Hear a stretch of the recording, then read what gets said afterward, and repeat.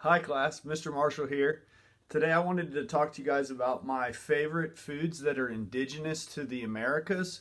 So foods that originally come from either North or South America and didn't become global foods until after the age of exploration and the Columbian Exchange. So my first favorite food that's indigenous to the Americas is the potato. So I love potatoes. I love to eat potatoes as curly fries or tater tots or potato chips or hash browns. So I'm always eating potatoes. It's probably one of the vegetables that I consume the most. But what a lot of people don't know is that the potato originally comes from the Andes Mountains.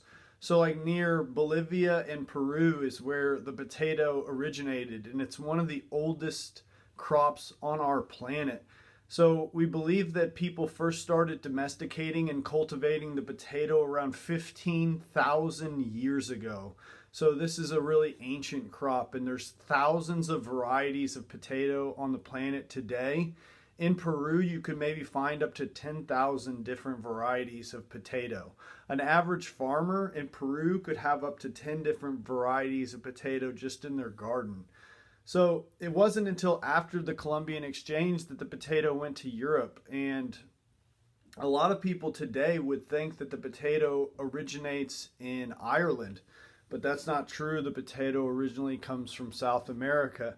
But the potato did have a huge impact on Europe. After the Columbian Exchange, when the potato was brought back to Europe, it caused a population boom on the continent of Europe, which changed the entire world that we live in today.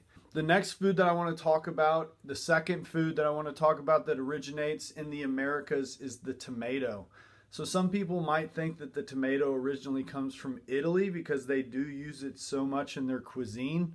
But the truth is that Europeans thought that the tomato was poisonous for hundreds of years, and it didn't become popular until the late 1700s.